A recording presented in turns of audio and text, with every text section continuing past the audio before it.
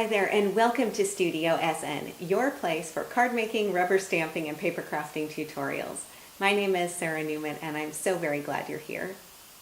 Today I want to continue with the theme of our show from last week, which was the gel printing plate, and show you a variation on that same technique. So you can see here my outlined image that has been done with a gel plate. I've also got some cool texture and pattern on here, which has been done with a cutting die.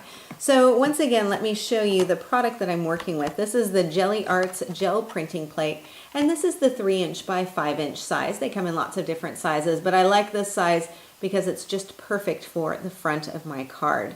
So I'm going to be working with this, and let me move aside my card and also my package here, and I'll bring in my gel plate so you can see what it looks like. Now it comes with this clear plastic liner that I'm going to set aside, and then I've got the gel plate itself just put up onto a piece of scrap paper and onto my craft sheet. Now a couple of things that I'm going to need on hand for this. Number one, a brayer, and you can see mine's a little bit stained from last week, but will still work just fine.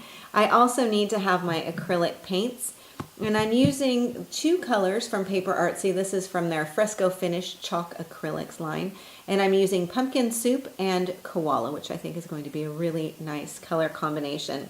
Now for my pattern design, I have used a die cut to create a really large pattern, and I've cut this from a sturdy weight cardstock, and this is going to be what is going to give me my overall pattern. So the actual metal die itself is one from Altenew, and this is their layered plaid cover die B. So it's a nice big size. It's going to give me a really cool background effect.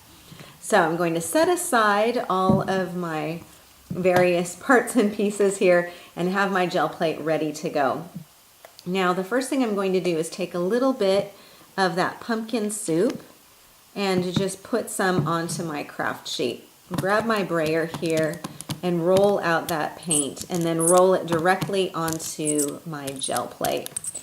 And as I mentioned last week, I like to put the paint on the craft sheet and then put it onto my gel plate rather than just squeezing it directly onto the plate itself. I find that this helps me to create a smoother and lighter application. Then I'm going to take some plain kind of copy weight paper. This is not a thick weight paper.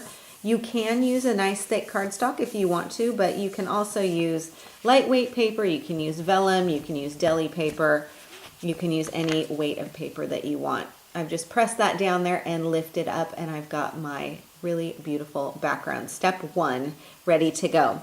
So now what I'll do is just grab a baby wipe and kind of swoop up some of this excess color on my craft sheet.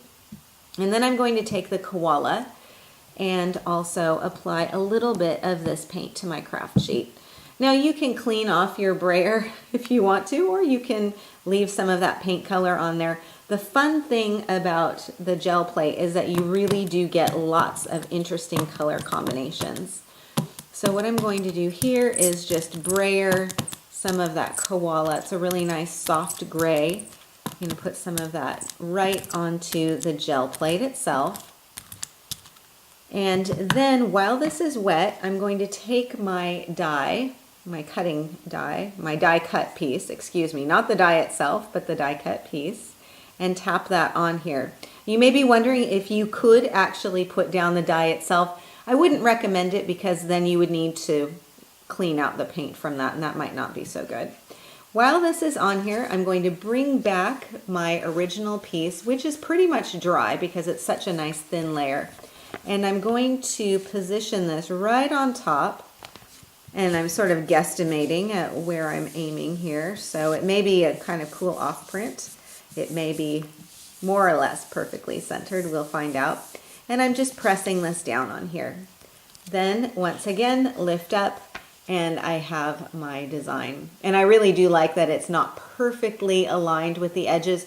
If you wanted it to be perfectly placed, then I would just trim around the outside edge of this before you do that second print. And then all I need to do is just lift off my template. I could pull another print from this if I wanted to. That would also be really cool. Or I could just let it go with my design as it is. So what I'll do now is just clean this up quickly.